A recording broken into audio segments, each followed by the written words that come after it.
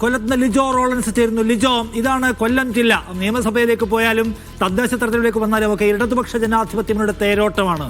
കോൺഗ്രസ് ഇപ്പോഴും ഊർജ്ജശ്വാസം വലിക്കുന്നു പല മേഖലകളിലും അവിടെ നമുക്കറിയാം. പക്ഷെ ഇത്തവണ ഒരു ഞെട്ടിക്കലുണ്ടാകുമോ? നിഷാദ്, എത്ര വലിയ രാഷ്ട്രീയ പ്രതികൂല സാഹചര്യങ്ങൾ വരുമ്പോഴും ഇടതുപക്ഷത്തോടൊപ്പം ചേർന്ന് നിൽക്കുന്ന, എപ്പോഴും ചേർത്ത് നിർത്തുന്ന ഒരു ജില്ലയാണ് കൊല്ലം എന്ന് പറയുന്നത്. കഴിഞ്ഞ തദ്ദേശ തെരഞ്ഞെടുപ്പിലെ ഫലവും അതിനെ തന്നെയാണ് സാധൂകരിക്കുന്നത്. പക്ഷേ അതിനെ മാറ്റി അതവിടെ നിൽക്കട്ടെ. ഇത്തവണത്തെ കണക്കുകൾ നോക്കുന്ന സമയത്ത് ഒരുപിടി മുന്നേയുള്ള ഒരുക്കങ്ങളുമായി UDF എന്തായാലും കളത്തിലേക്ക് ഇറങ്ങിയിട്ടുണ്ടെന്നുള്ളതാണ് കൊല്ലത്തിന്റെ, അതായത് പല മുതിർന്ന രാഷ്ട്രീയക്കാരോട് പോയി ചോദിക്കുമ്പോഴും പറഞ്ഞത് ഇത് ചരിത്രത്തിൽ ആദ്യമായാണ് കൊല്ലത്ത് ഇത്രയും വളരെ നേരത്തെ ഒരു തയ്യാറെടുപ്പുകൾ നടക്കുന്നത്. ആ തയ്യാറെടുപ്പുകൾ ഇനി പ്രതിഫലിപ്പിക്കുമെന്നുള്ളത് ഈ തെരഞ്ഞെടുപ്പ് അടുത്ത്, അതായത് വോട്ടെടുപ്പ് അടുത്ത് വരുന്ന ദിവസങ്ങളിലാണ് സാധാരണ UDFനെ സംബന്ധിച്ച് വലിയ പ്രശ്നങ്ങൾ ഉണ്ടാകുന്നത്. അതുണ്ടാകാതെ ഇത്തവണത്തിൽ അത് മുന്നിലേക്ക് പോകാൻ കഴിയുമെന്ന് ശ്രമിക്കും. കൊല്ലം ജില്ലയിൽ ഒരിടത്ത് പോലും BJPക്ക് ഭരണമില്ല എന്നുള്ളതാണ് കൊല്ലം ജില്ലയെ സംബന്ധിച്ചുള്ള ഒരു പ്രത്യേകത. നേരത്തെ ഉണ്ടായിരുന്നത് ഉപതെരഞ്ഞെടുപ്പൊക്കെ വന്ന സമയത്ത് അത് മാറുകയും ചെയ്തു.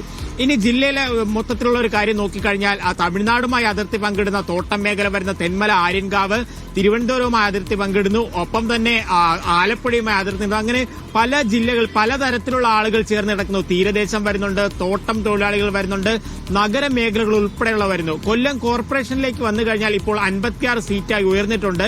22 സീറ്റുകളിലേക്ക് UDFും ഒപ്പം തന്നെ 10 സീറ്റുകളിലേക്ക് RSP സ്ഥാനാർത്ഥികളെ പ്രഖ്യാപിച്ച് ചിലയിടങ്ങളിലേക്ക് ഒരു ഘട്ട പ്രചരണം തന്നെ, ഒരു ഘട്ടത്തിൽ ആളുകളെ കണ്ടുള്ള കാര്യങ്ങൾ തന്നെ പൂർത്തിയാക്കുകയും ചെയ്തിട്ടുണ്ട്.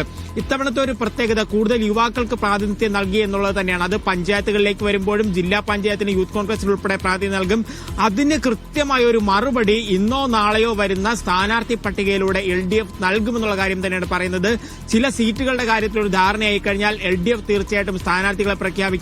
മൃഗീയ ഭൂരിപക്ഷമാണ് ജില്ലാ പഞ്ചായത്തിന്റെ കാര്യത്തിൽ നോക്കിക്കഴിഞ്ഞാൽ. ജില്ലാ പഞ്ചായത്തിലൊന്നും ഒരു മാറ്റം വരിക എന്ന് പറഞ്ഞാൽ അത്രയും എളുപ്പമല്ല. കാര്യം എടുത്തു പറയത്തക്ക രീതിയിലുള്ള ഒരു നെഗറ്റീവും ജില്ലാ പഞ്ചായത്ത് ഭരണത്തെ സംബന്ധിച്ചില്ല എന്നുള്ളത് തന്നെയാണ് ശരി. അങ്ങനത്തെ ഒരു രീതിയിലാണ് LDF ആ ഭരണത്തെ കൊണ്ടുപോയിക്കൊണ്ടിരിക്കുന്നത്. എന്തായാലും വലിയ രീതിയിലുള്ള നിരവധി നേട്ടങ്ങൾ സ്വന്തമാക്കാൻ കഴിഞ്ഞു. പഞ്ചായത്തുകളിലേക്ക് വരുമ്പോൾ പലയിടത്തും ഇപ്പോൾ കാലുമാറലുകൾ നടന്നുകൊണ്ടിരിക്കുകയാണ്. ഒരു കോൺഗ്രസിന്റെ ഒരു പഞ്ചായത്ത് പ്രസിഡന്റ് കേരള കോൺഗ്രസ് ബിയിൽ ചേരുന്നു. അങ്ങനെ പ്രാദേശികമായി ഉണ്ടാകുന്ന വിഷയങ്ങൾ അതുപോലെയുള്ള കാര്യങ്ങളെല്ലാം കൃത്യമായി തന്നെ പരിഹരിക്കുന്നതിന് വേണ്ടി ആദ്യഘട്ടം മുതൽ തന്നെ ഇപ്പോൾ UDFും LDFും BJPയും പ്രവർത്തിക്കുന്നു. BJPയുടെ ഒരു ലക്ഷ്യമെന്ന് പറഞ്ഞാൽ, അതായത് BJPക്ക് ഇവിടെ ഒരു ജില്ലാ കമ്മിറ്റി ഓഫീസ് പണിയുന്നുണ്ട്.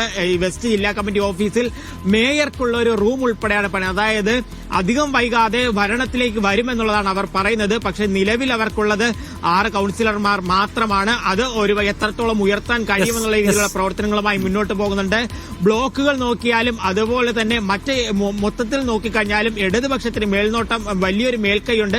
അതിലൊരു മാറ്റം വരുമോ, രാഷ്ട്രീയ സാഹചര്യം മാറുമോ എന്നുള്ളത് തന്നെയാണ് കൊല്ലം ജില്ലയെ സംബന്ധിച്ച് 2025 തദ്ദേശ തെരഞ്ഞെടുപ്പിലൂടെ അറിയേണ്ട ഒരു പ്രധാന കാര്യം. ശരി, ഏത് പ്രതികൂല കാലാവസ്ഥയിലും കൊല്ലത്തൊരു കോൺഫിഡൻസ് ഉണ്ട് LDFന്. അത് മറികടക്കാൻ കോൺഗ്രസ് UDF പണിയെടുത്തിട്ടുണ്ടോ? അവിടെ അവരെന്തുമാത്രം സജ്ജമാണ്? അവിടെ എന്തൊക്കെ വിഷയങ്ങൾ അവർക്ക് അനുകൂലമായി പ്രവർത്തിക്കാൻ കാത്തിരിക്കുന്നുണ്ട്?